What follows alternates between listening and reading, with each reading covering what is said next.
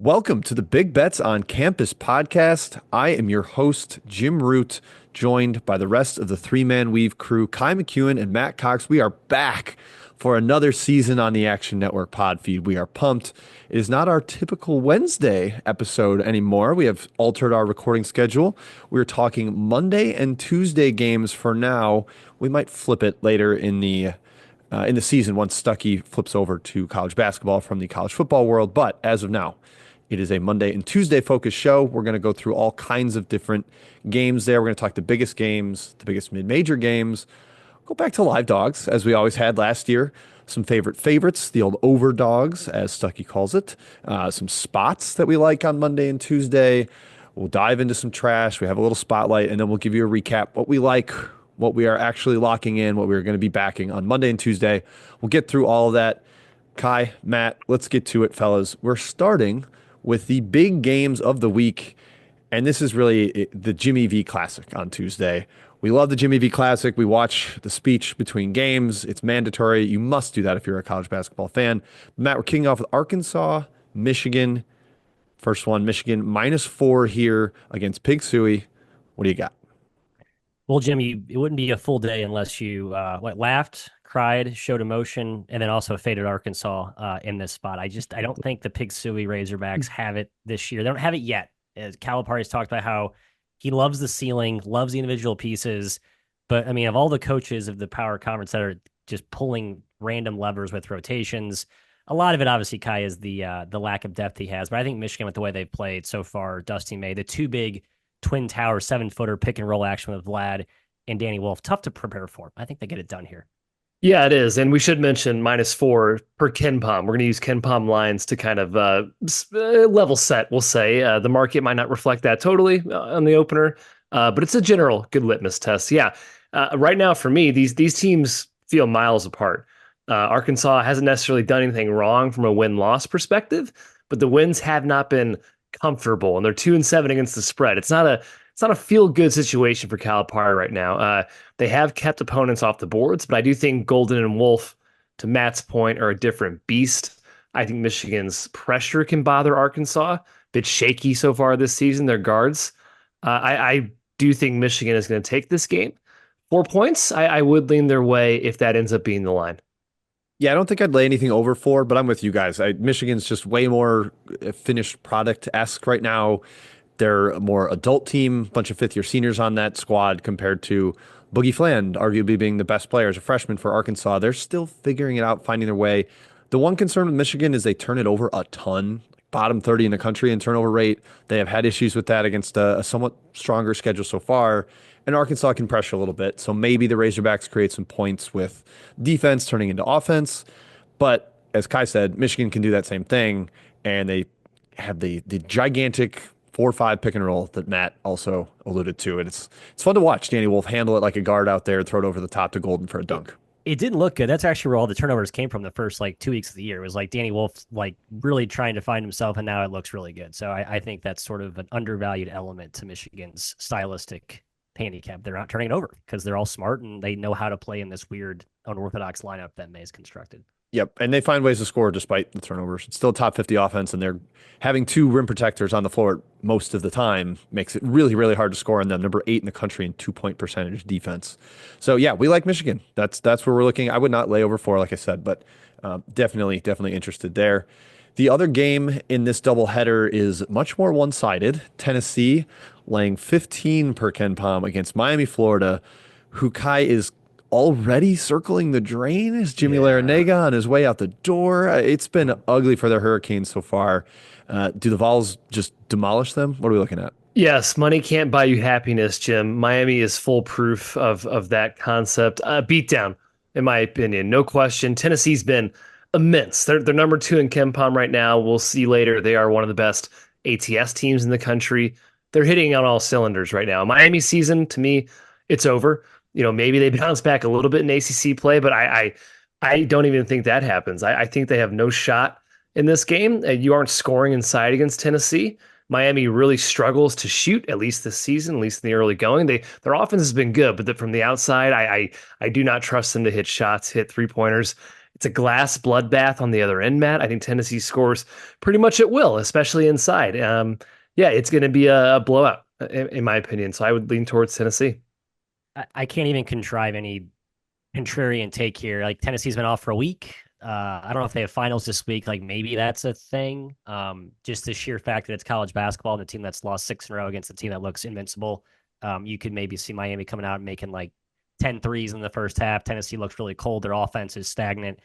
I don't know. That's reaching, Jim. We're asking for straws. I don't see any reason this isn't going to be double digits. Is it 16, 15, 17? I could see this being juiced closer to 20 just with how stark these two teams look right now. But yeah, no, I'm not getting involved in this game. This spreads me too big. Late game garbage stuff. I don't know. I won't be betting this. Yeah, I probably won't bet it, but if it was gun to my head, I would be a vol. I just don't really have a lot of interest in Miami. I backed them against Clemson, and they were in it most of the way, and then just kind of melted down the end. Really couldn't handle the physicality inside of Clemson, and if you can't handle Clemson, Milicic and Okpara are going to beat you up inside. Tennessee is a gritty, tough team. They're going to put an incredible ball pressure with Ky Ziegler, the reigning SEC Defensive Player of the Year. Meshack is everywhere, guarding everybody. I don't see a path for Miami right now, and it does feel like they put out 2 awesome efforts, fell short against Arkansas, fell short against Clemson, and now they have to go play in one of the top 5 teams in the country. Good luck. Like it's just again, I said circling the drain. It does feel like their season is almost over already. Like they can't get in at large. I don't know what they're playing for besides the NC State miracle run of the ACC tournament. That's their hope already.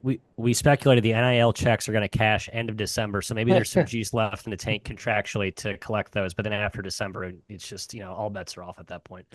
Play out the string through conference play. Yeah, that does sound likely. Okay, one other marquee game let's discuss here. Wisconsin headed to Illinois in the Big Ten. Wisconsin coming off the loss to Marquette at Fiserv, where the Golden Eagles really handled them and scored at will. And Illinois coming off a loss up here in Chicago, where we all reside, losing at Welsh Ryan in overtime to Northwestern. Matthias, KenPom has this Illinois -6. You are the world's biggest Illinois hater for the listeners new to the pod. Matt, all through preseason was digging on the Illini. You've come around a little bit, though. So where do you land on John Tonje and the Badgers going to Champaign? Everybody's coming around. Well, hey, I'm not. I'm sorry. I like the Badgers here as a road short dog. The number is going to be key here, right? KenPom -6. I got to think it's closer to like 4. We'll see, Ky. You think it's going to be higher than that? I know the Illini are very well respected in betting markets and analytically. So maybe 6 is actually a pretty good indicator.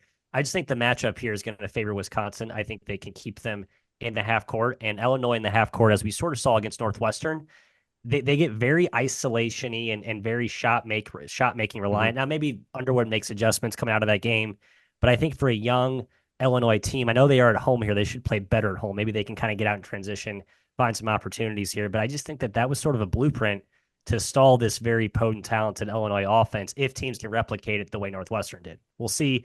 I like the Badgers, though. I think the spot kind of sets up pretty well, too. Yeah, I do think it'll be bet up. I think we've seen a lot of home biased in the market so far, and true to the Big Ten's reputation so far, their home team's 9-4 straight up. That's the second best mark right now in KenPom, very early on in conference play, obviously, but Big Ten home court matters. Wisconsin, not quite, in my opinion, the same defense in the half court this season as Northwestern is. Northwestern really gets in your jock, extremely physical. Not that Wisconsin can't be that, but not quite the same terrifying defense, in my opinion. What worries me about Illinois, and I think Illinois is a very good team. They're going to be great at the end of the year, but they're still really young. And we mentioned they're still trying to figure it out. Kasparis Yakutsionis has been awesome. He did make some great individual plays, but still a really young team against a really experienced Badger team. Now, Jim, Illinois does not foul a whole lot. Wisconsin's been a little bit foul merchant-y this season, getting to the free throw line, especially Tonje. Maybe that's an advantage that Illinois plays a little more disciplined. But I do kind of lean towards Wisconsin as well, just because of the experience factor. Wisconsin bouncing back. I know Illinois lost as well last game, but Badgers, I think, a really tough team to beat by margin. Yeah, this one's a sit out for me. Like I make this almost exactly what KenPom has it. I see some advantages for both teams. Like I think Wisconsin can be feisty, but Illinois back home for the young team in front of their own, in front of their home crowd, I think that matters a lot for them. And coming off the loss, I'd rather back the team going home than the one going on the road again, the way the Badgers are. But not going to take a side. I kind of lean towards the over here. Wisconsin has been like a Yep. monster over team this season. It's been fun to wager on it. It's like it's weird. I'm backing Wisconsin overs confidently, and I think Illinois can speed them up a little bit. And even if they can't, they can score as efficiently in the half court as Marquette did. Marquette just cut them to ribbons, and I could definitely see Illinois doing the same thing at home with the passing that they have. Ivasic was a great post passer against Northwestern, scored a bunch that way, and they've got cutters, rebounders, and I don't think Ben Hummerkaus will go 1 for 1 million from three again. That really killed them at Northwestern. To your So point, I Jim, like the over. Wisconsin 8-2 to the over this season. Yeah, it's wild, and the numbers have been getting higher. Like they had a 150 total against Marquette, and it soared over. It was over with like 5 minutes left. It was great. I enjoyed a comfy, cozy winner on that one, Kai. Next up, mid-major games of the week, of the day, of Monday/Tuesday. A couple of these will come up in other sections as well, but we're just going to talk about them from a broad stroke sense right now. Charleston heading to St. Joseph's. College of Charleston was a darling early in the season. Ante Berzovic has been a total monster for them, the big lefty Croatian. They play through him on the block. He can score, he can pass, he can run, he can grab and go off the defensive boards. And then St. Joseph's, electric guard combo, Xavier Brown, Eric Reynolds. Kai, I worry a little bit about the matchup here with Fleming and Ajigbo to potentially defend Berzovic. But there's also a spot here for St. Joe's coming off the Philly 5 championship. It's Billy Lang team. I don't know. Yeah, it's a Billy Lang team. Coaching edge is huge. Chris Mack versus Billy Lang. I know which coach I prefer. Which St. Joe's team shows up is a really good question. The team that beat Texas Tech or the team that lost to Central Connecticut. They are like ultimate Jekyll and Hyde team. So much talent. They have a talent edge in this game, and I can't think of a better person I'd rather have on Berzovic than Rasheer Fleming. I think he can blanket him, and he can pretty much stick with him in all facets. Berzovic, a very versatile player. Fleming, more versatile, especially on the defensive end. Charleston's been solid. They got smashed by FAU and Liberty. I'm not sure I think they kind of wore down in that field in that tournament. I do think they bounce back a bit, and again with a coaching edge, I would prefer their side if I had to choose a side, Matthew. Yeah, and Charleston, I think, is getting better. They were a little bit shorthanded to start the year. Boyd was out, one of their key players. I think they're still out. Jackson Prunty, I think he's out for the year. Correct me if I'm wrong. He doesn't matter. But he doesn't matter. He was pretty good in those first two games. Good shooter. I guess. And I think the depth for that system matters a little bit. I think the team you saw that looked really impressive in the opener, I guess the first two games, really. I guess first three games, they went 3-0 to start, right? FAU, South Florida, SIU. They lost Fulton for a game. I think now you're getting a little bit of a kind of a slowly, subtly improving Charleston team that if it is anywhere close to like 8, I just don't like laying anything more than like 5 points with Billy Lang. Just kind of general rule of thumb. I know it could be a good spot. I think talent-wise, you're right. St. Joe's talent is it's impressive. I think you have to see it to really appreciate it. But I like Mac and just the dog-ish angle there more. Yeah, I'll bet Charleston if it's 7 or lower. If it's 8 where Ken Palm's at it, I'll be excited. I'll happily take that. I know that there is the matchup concern. One thing I will say is watching the St. Joe's Villanova game, Fleming got 2 fouls guarding Dixon, and Billy Lang is 350th in the country in 2 foul participation. He just sat Fleming down for 16 minutes and was like, "You're not playing until the second half." And if Berzovic gets him and gets 2 fouls on him, then you don't see Fleming again for the rest of the half. So I think that is a potential edge for Charleston. Coaching matchup that these guys talked about, I make it a lower number. So yeah, give me the Cougars on the road against an up and down St. Joe's team that's riding high from that Philly 5 title. And this is exactly when you want to fade Billy Lang. When they're feeling good about themselves, that's when you go the other way. Okay, the other mid-major game of the week, Rhode Island at Brown. Another A10 darling here. The Rams, one of the undefeated teams left in the country. They just are coming off a big win over Providence, which is why, Matthew, I think this spot is fantastic for the Brown Bears. Rhode Island is just so emotional at home, and they've gotten lucky down the stretch of every game. Or not lucky, but the fact that they have won every game with some close games dictates that I have to lean Brown here. A 6-point spread per Ken Palm. Yeah, I like Brown too. I mean, that's what makes Brown unique in the Ivy is that they are like the most athletic team generally. Like I know Harvard sort of rivaled them. Yale's been really athletic lately, but Brown is very athletic. They have size. and they're playing well. And it's hard to look at the Vermont and Bryant wins as like awesome wins because Vermont's a little bit down. But like Bryant's been pretty good this year to go into those two places, get wins.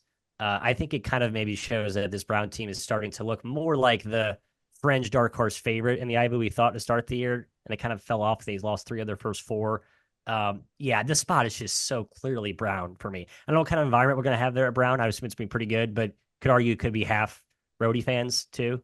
Kind of like we saw at Tulsa, Oklahoma State over the weekend, like big rivalry, but like when it's a big boy versus a little brother type thing, the crowd doesn't really play that well in the favor of the home team. So I don't know. I like Brown. I'd like to be catching like closer to a touchdown. We'll see where the market opens and where it shapes. Yeah, Brown really did bounce back from a brutal start. Owusu Anane, they're one of their best players, right? Expected this season. He was out for the preseason, after the whole year, I believe. Took him some time to overcome that. Now they're really playing well. Rhode Island, Jim said it, one of 9 teams that are undefeated. Like Archie finally has this program humming, it seems like. They just beat Providence. This is another big rivalry. Rhodey's actually lost 3 straight games against Brown, surprisingly. Like they have kind of been dominated in this game in recent history, especially under Archie. I don't think Archie has beaten Brown at the helm of Rhode Island. You got to be tough. You got to play without fouling if you're going to play against Rhode Island and beat them. I think Brown can do that. Matt mentioned the athleticism.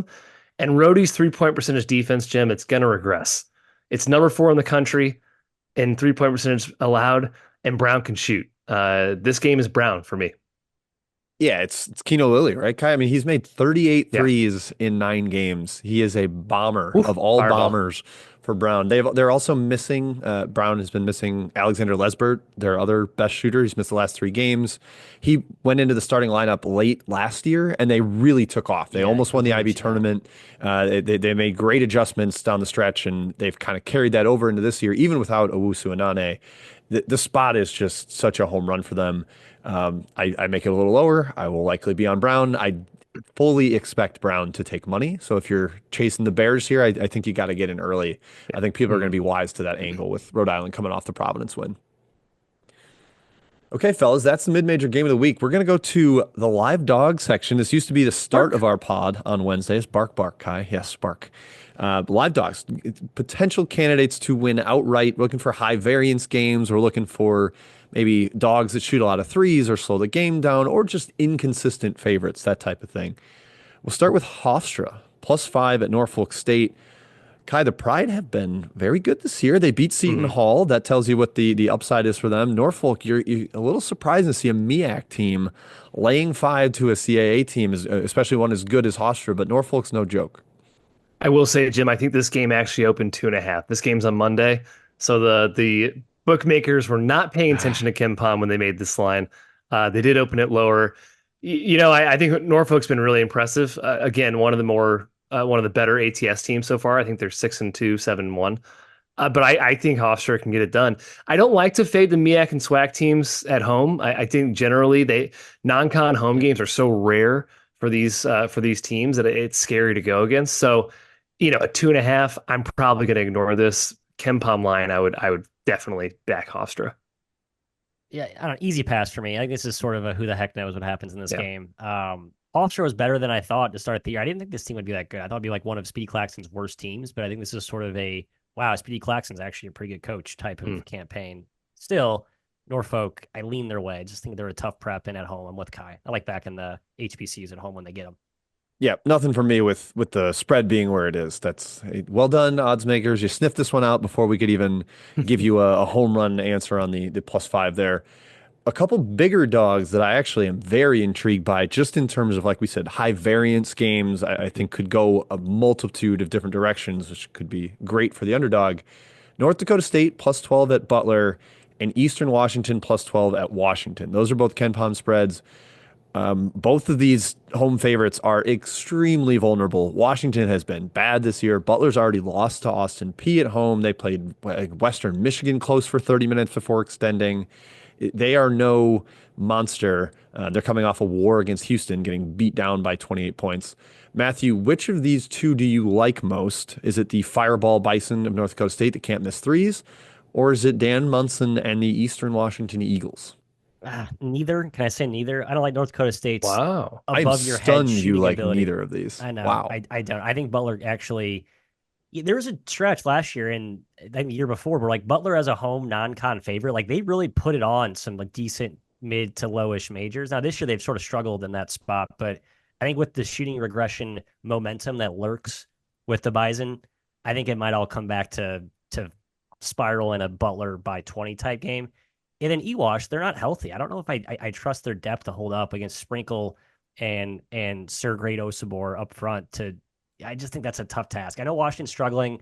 They have point guard problems. But I honestly neither. I think if I'm only going to pull one from this batch, it's going to be Charleston. That's it, Kyle. Yeah, I like both of these Big Sky dogs a lot. North Dakota State, one Summit. Excuse me. Yeah. It's the North same Dakota thing. State Summit. I can't. Their challenge screwed me up. North Dakota State, 40% from deep this year. Number one 3-point attempt rate in the country. Almost 55% of their attempts are from three. That is like definition of high variance. And they've been really good lately. They've been hitting shots. Yeah, regression might be coming, but they also just might be a really good shooting team. If you put up 30, 35, 43s a game, you got a real shot. Butler does take away the three. It's going to be really interesting dynamic there, like coaches X's and O's type of thing. Will Butler be able to take away the NDSU threes? If they do, I think it's bad news for the Bison, but I'm not like confident laying double digits with Butler, and certainly Washington, Jim, I think is super vulnerable as a double digit favorite. I was on them against UCLA, and I was lucky to cover because that team, Washington, looked horrible. Osibor does not look like the same player he did at Utah State. It doesn't look like the team is very much in sync. The guard plays really bad, and Ewash gave Mizzou a scare. They can muck this game up, so I like both dogs in this one.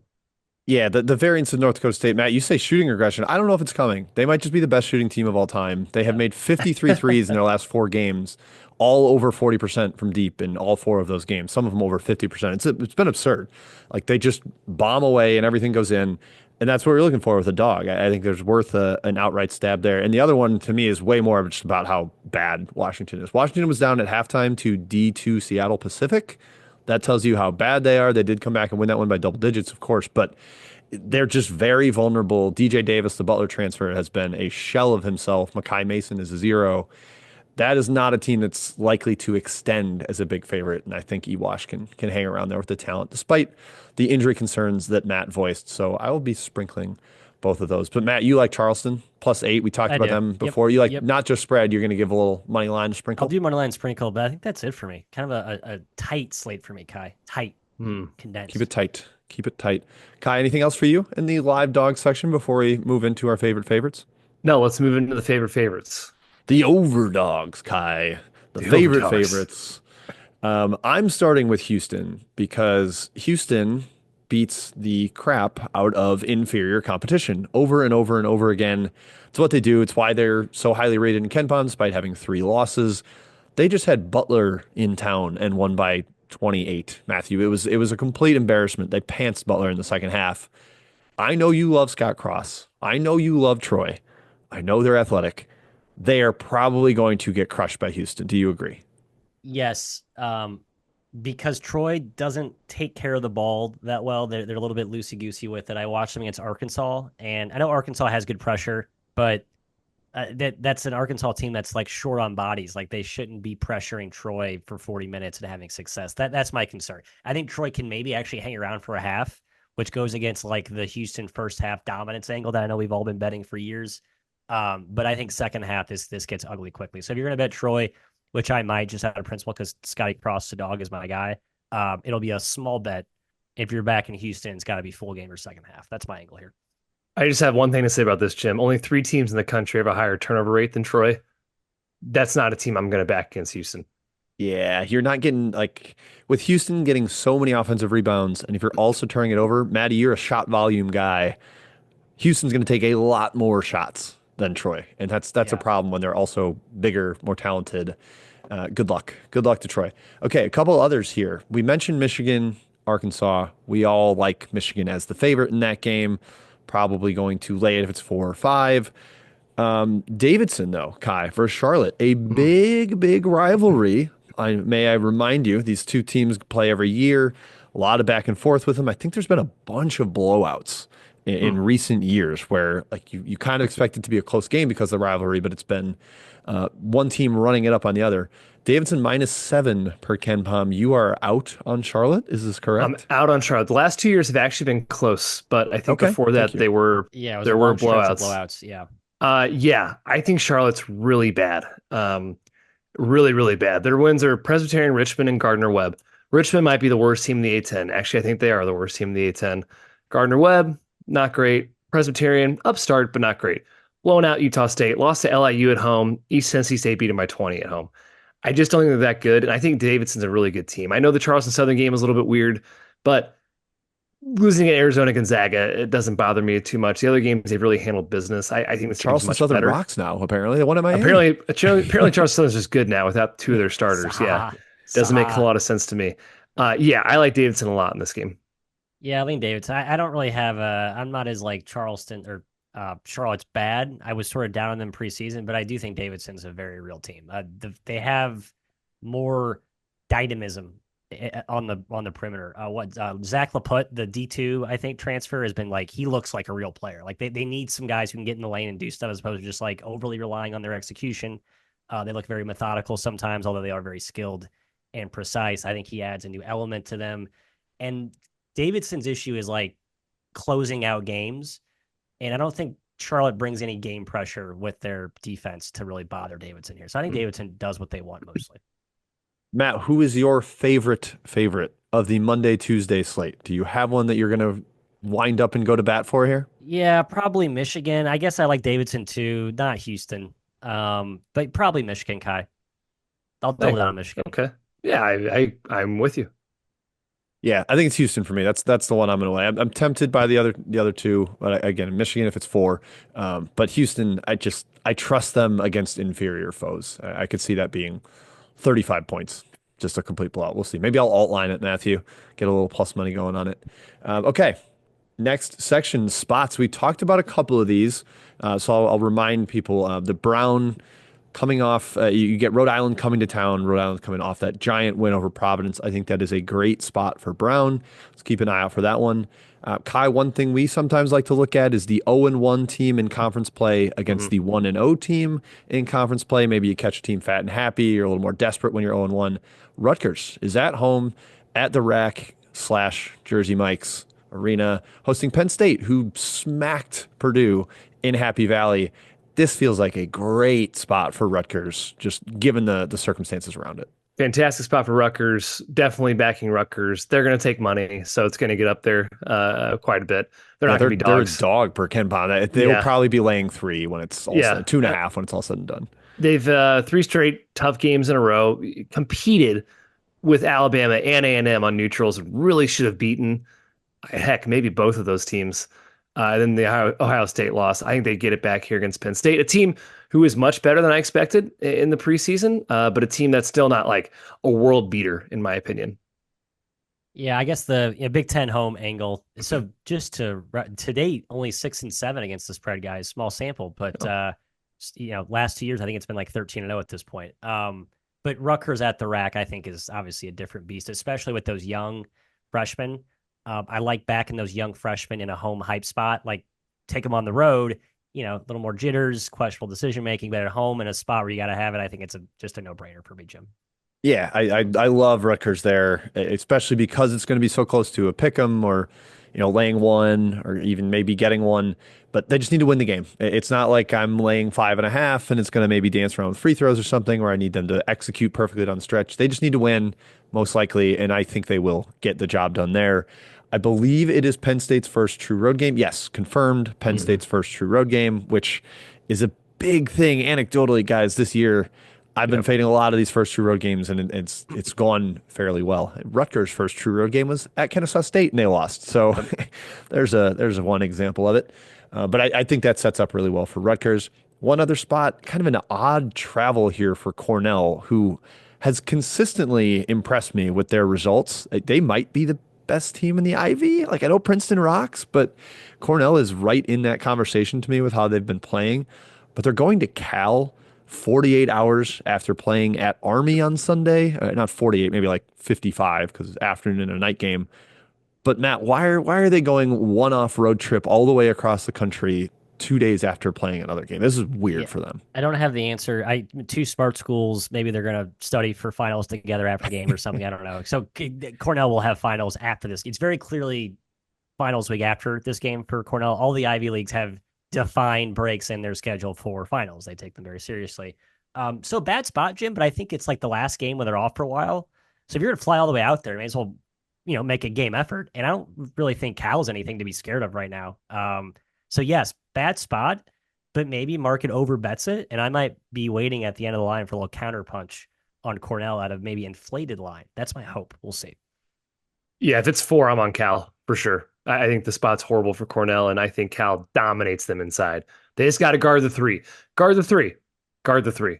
That's what I have to tell Mark And Madsen. their point guard back helps with handling the pressure that Cornell will bring. So that does probably set up. Yeah, they got Blackshear healthy. They also got DJ Campbell, the other starting guard, back last game. They are almost whole. I think BJ Omad is out for a little while longer, the North Dakota transfer, but they are close to being full strength, and that matters a lot for Cal. Now, they are coming off the rivalry game against Stanford, so maybe there's emotional letdown possibilities there, but I think the fact that they've lost 2 games in a row is going to matter more. And to Kai's point about the inside, they got 20 offensive rebounds against Stanford. They were all over the glass. That's against Stanford, who has a all-conference, all-ACC center. Now you're taking on a smaller front court in Cornell. I'm with Kai. I think Sissoko is going to be all over the glass. Lee Dort is a monster as well. So that sets up well for Cal. Maybe the boys will be head-to-head on that one if Matt's sitting there waiting for Big Red money. I was just looking at Cornell's rebound. Yeah, glass is tough for old Big Red. It's not been great. They've had friendly-ish matchups to date. Maybe this is where they get exposed up front. Yeah, they're always scrambling around because of the pressure. Like they're not in great rebounding position most of the time, and you could see some dunks out of that.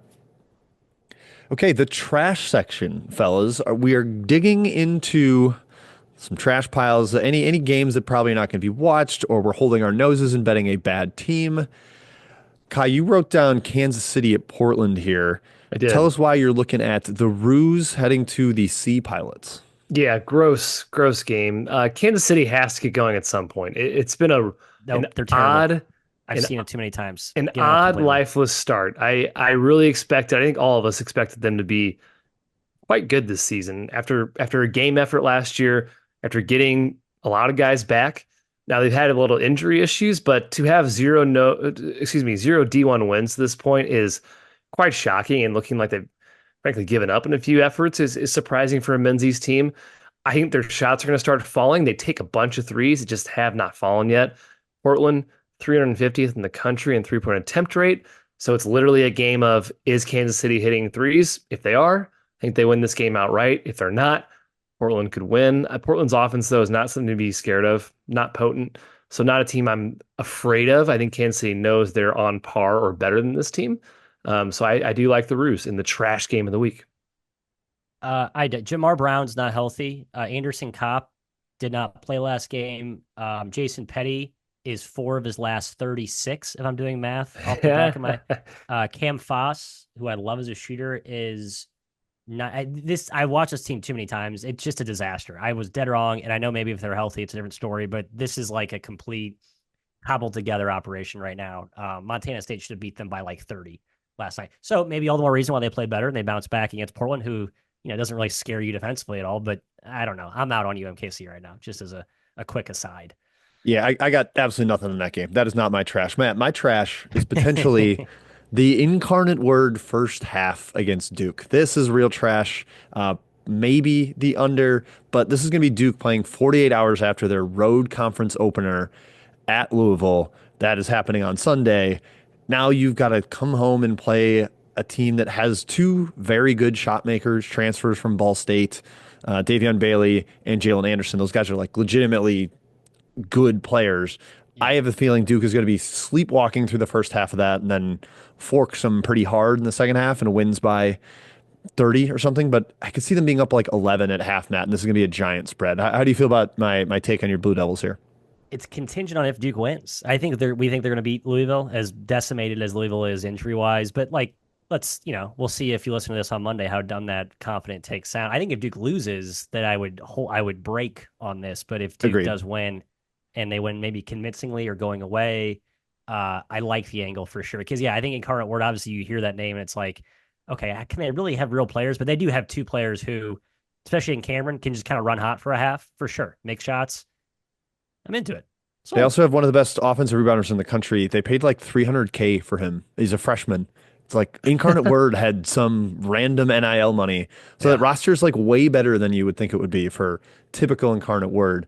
But to Matt's point, the last time Duke came home after a loss and played a mid-major, they embarrassed Wofford. So if they lose to Louisville, I will not be touching this.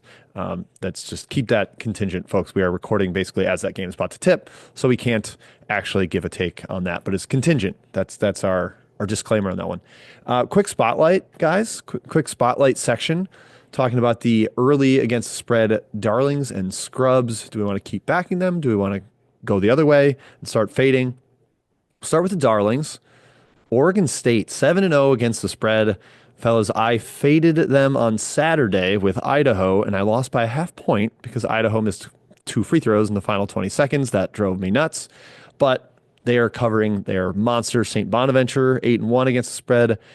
The Elon Phoenix, who I have enjoyed backing a couple times, they are 7-1 against the spread. I think that team is all the way legit. Tennessee, 7-1, and Liberty, also 7-1. Ky, who's your favorite and least favorite of this group? That's the way I'll frame it. Who are you going to keep riding, and who are you most skeptical of? Yeah, most skeptical of the Bonnies for sure. Definitely better than I expected, but yeah, +4 cover margin on 8-1 against the spread. I think they're flying a little high. I backed Canisius against them. Canisius somehow stuck with them and covered in that game if you had a good number. So least skeptical of the Bonnies. Oregon State's won me over, and I've watched them now. It's legit. They work well together. The team fits well. Tinkle is doing his normal muck it up sort of thing he does.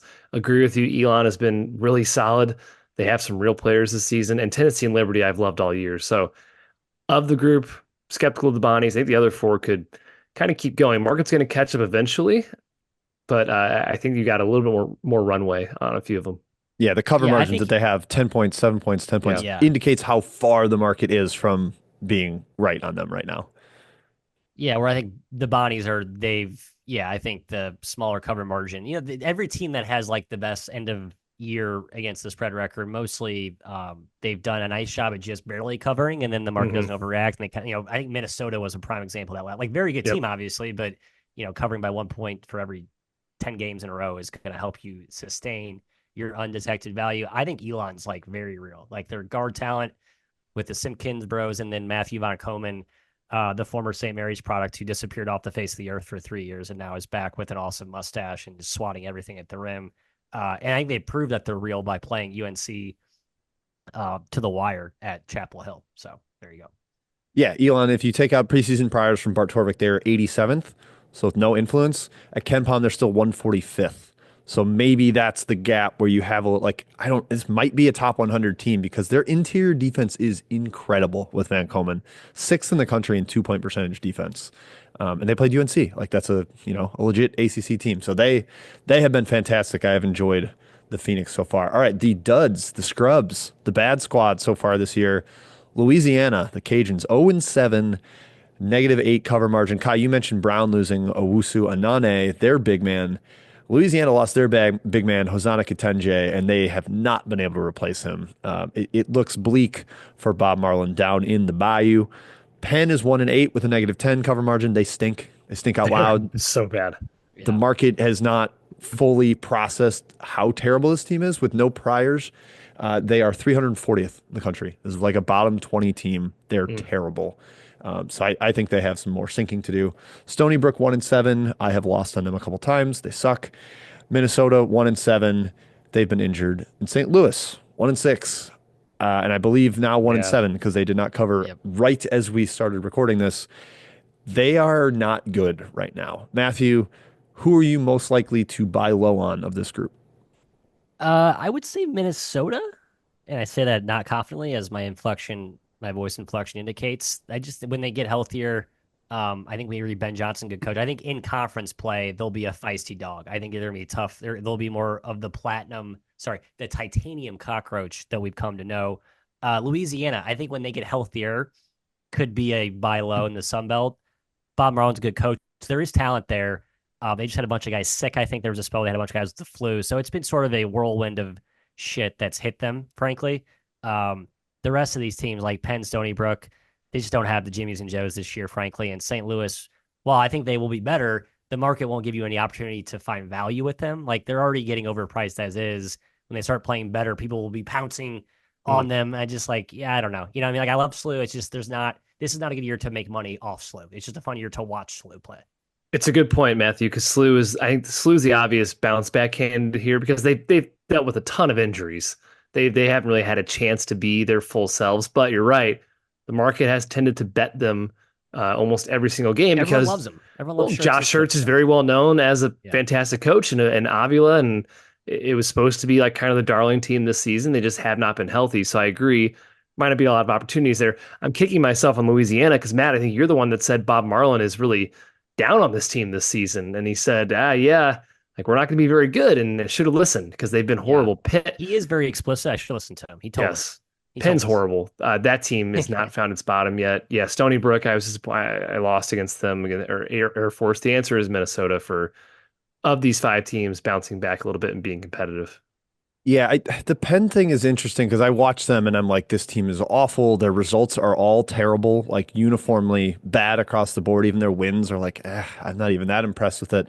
They have weird shooting splits. Opponents are making 41% of their threes, and Penn is making less than 29%. So if that starts to normalize, maybe there's something there. They are top 100 in 2-point percentage defense. So maybe their defense isn't quite 335th bad, but I'm telling you, the eye test is not good for them. It does not treat them well. Their bigs can't move their feet. Their guards can't really either. I'm most inclined to buy low on SLEW, but it's taken time and they're not there yet. They basically played 6.5 guys today on Sunday as we record this. Their rotation's just not there, and there's the continuity and the reads within Schertz's system takes a lot of familiarity. People recall he did not win right away at Indiana State. It took him a little bit, even though he brought players from D2, and now he's bringing guys from SLEW. A couple of them, it's not quite the same. Jimerson and Anya are still kind of finding their roles offensively, and they just don't have bodies. So I'm kind of just going to let these knives continue to fall, Ky. I'm not going to try to catch any of them. I mean, Jim, here for context, SLEW plays at Illinois State next Sunday. KenPom has Illinois State favored by 2 against SLEW at home. Like the market will probably open that SLEW -2, like a 4-point shade. So kind of we'll see. Yeah. That's sort of the essence of my point right there. Yep. And I'll probably take SLEW, and I'm going to take SLEW. Yeah, I'm going to take SLEW too. Illinois State stinks. Giddy up. So yeah. Right. So whatever I said, screw it. Let's go SLEW. Yep. But that's it, guys. Let's give a quick recap of what we liked throughout the show. I will start it off. Michigan in the Jimmy V Classic against Arkansas. I'm going to lay it. Hopefully we'll get 4, the KenPom number that's out there. Maybe people even bet Arkansas because they love Calipari. We'll see. I'm going to lay it with Houston, my favorite of the week. I think they're going to blow out Troy. I'm taking Charleston with the points. Brown, I also like in that spot of spots against Rhode Island. Sprinkle those outright dogs, North Dakota State and Eastern Washington. I think they've got a chance to steal one of those, and then you're making money. Yep. And then if Duke beats Louisville today, incarnate word first half. That's my trash dumpster diving. What about you, Mr. McKeon?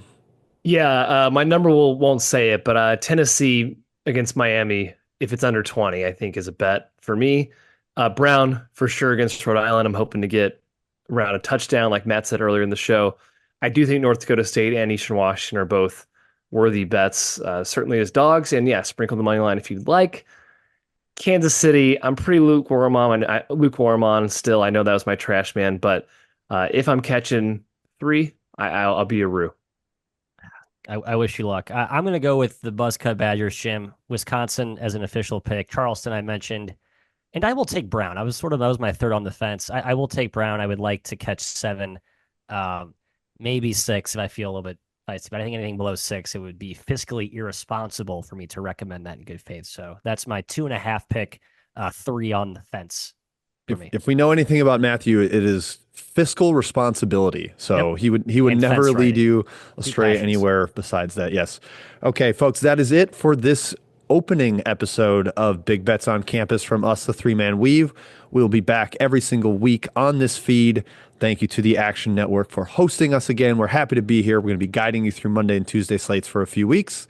And then we'll see once conference play starts and Stuck and Mike Calabrese roll over to this feed or roll over to college basketball. We'll figure out the schedule. But going forward, Mondays and Tuesdays, we'll see you again next week. Hope you find some winners out there. Cheers.